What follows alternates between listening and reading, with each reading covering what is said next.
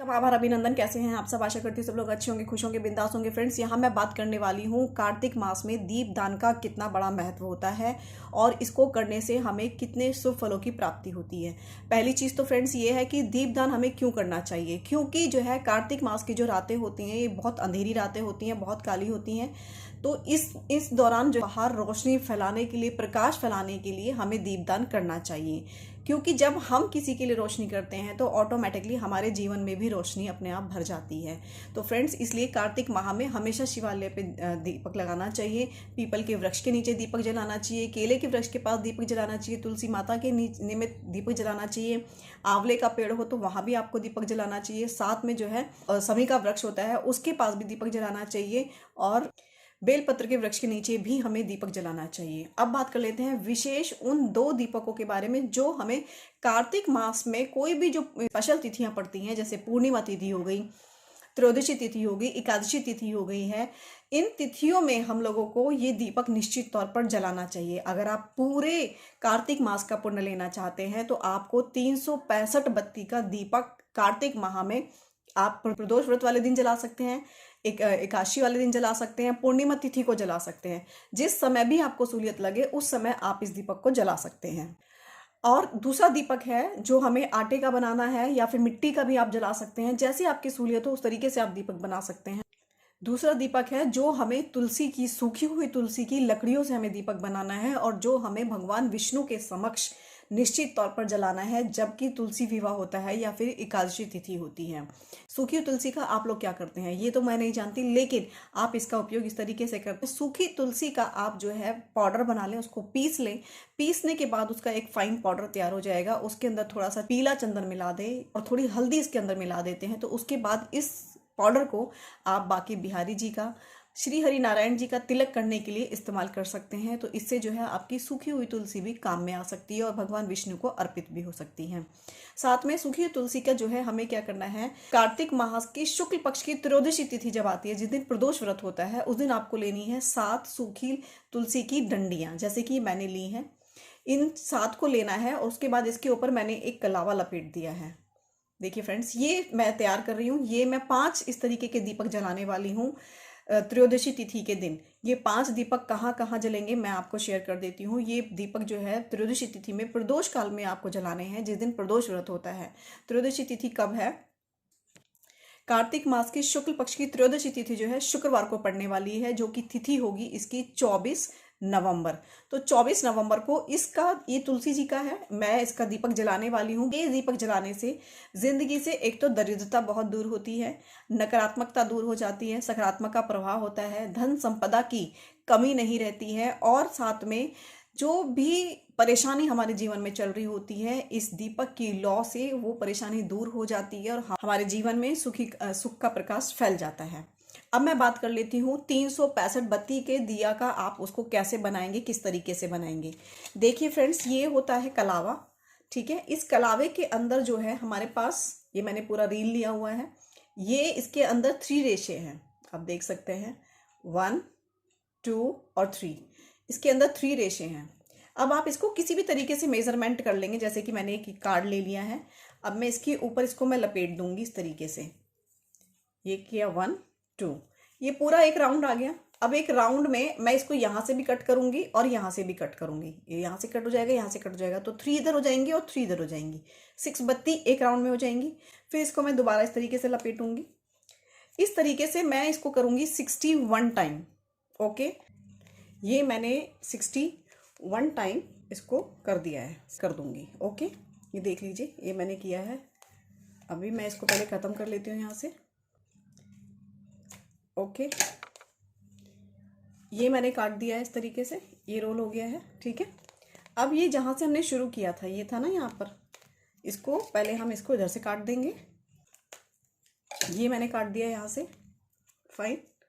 अब ये मैंने हटा लिया। अब यहाँ से भी मैं इसको कट कर दूंगी, इसको बराबर करके।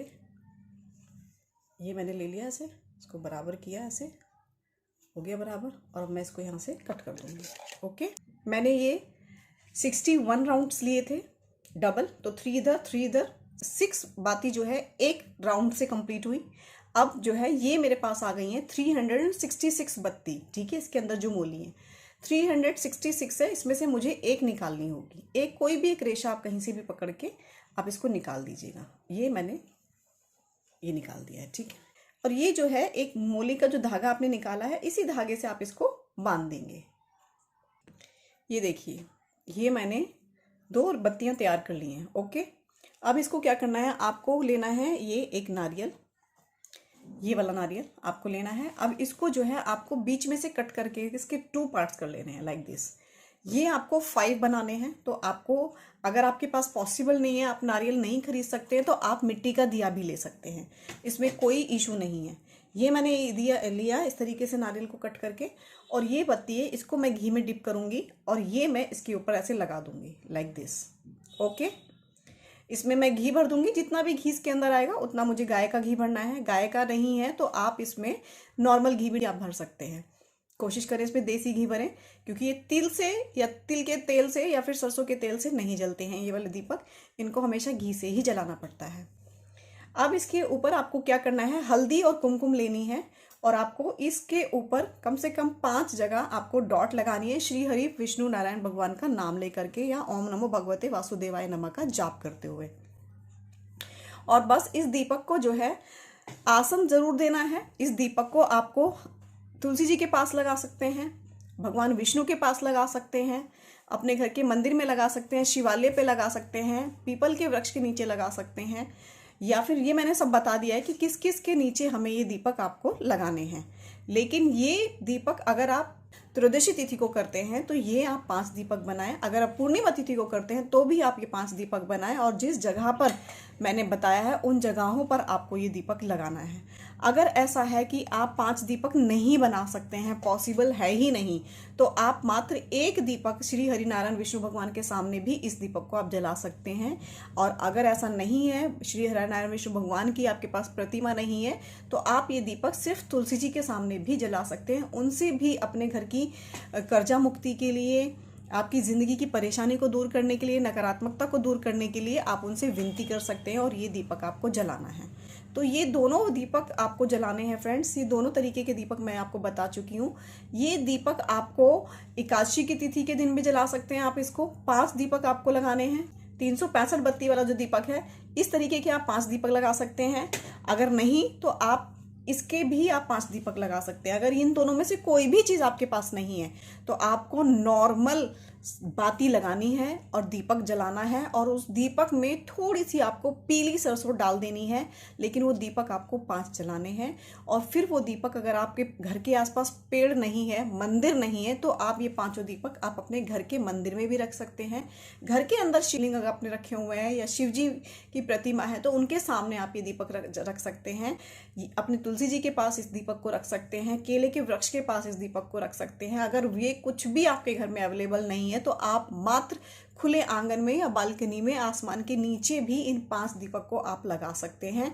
उन 5 दीपकों में अगर आपके पास ये मौली वाली 365 बत्तियों की नहीं आपने लगाई है, नहीं बना पाए हैं, या है नहीं है, कुछ भी इशू है, या नारियल नहीं है, कुछ भी अगर इशू है, तो आप इसमें नॉर्मल, जैसे मैंने बताया, कॉटन की बत्ती लगा करके 5 दीपक जलाएं और उनमें थोड़ी थोड़ी सी पीली सरसों डाल दें। तो इससे जब भी आप ये दीपक किसी के भी निमित्त लगाएंगे या खुले आसमान के नीचे भी लगाएंगे, तो तब भी आपको सिर्फ यही प्रार्थना करनी है कि आपके जीवन से नकारात्मकता दूर हो गई है, धन संपदा की आपको बहुत अच्छी बढ़ोतरी मिल रही है, आपके घर में सुख शांति और समृद्धि का वास हो रहा है, और मेरे कर्जे, मेरी सारी परेशानी मुझसे दूर हो रही हैं। इस तरीके से आपको विनती करते हुए ये दीपक लगाने हैं। लेकिन ध्यान रखना है, जब आप दीपक जलाएं तो ओम नमो भगवते वासुदेवाय नमः का जाप करते रहें। अगर ये नहीं कर सकते तो आप एक दीपक जलाने का एक मंत्र है, वो भी आप जाप कर सकते हैं। जब आप दीपक प्रज्वलित करेंगे तो आपको करना है, शुभम करोति कल्याणम आरोग्यम धन संपदा शत्रु बुद्धि विनाशाय दीपकाय नमोस्तुते। शुभम करोति कल्याणम आरोग्यम धन संपदा शत्रु बुद्धि विनाशाय दीपकाय नमोस्तुते। इस मंत्र का आप उच्चारण करते हुए दीपक को प्रज्वलित करें। उसको आसन जरूर दें। आसन देने के लिए, अगर आप एकादशी वाले दिन आप इसको जला रहे हैं तो आप इसके नीचे चावल का आसन बिल्कुल भी ना दें। गेहूं का आसन दे सकते हैं, सफ़ेद तिल का आसन दे सकते हैं। अगर ये कुछ भी नहीं आपको मिलता है धान, तो आप फूल पत्ती का भी आसन दे करके इस दीपक को प्रज्वलित कर सकते हैं।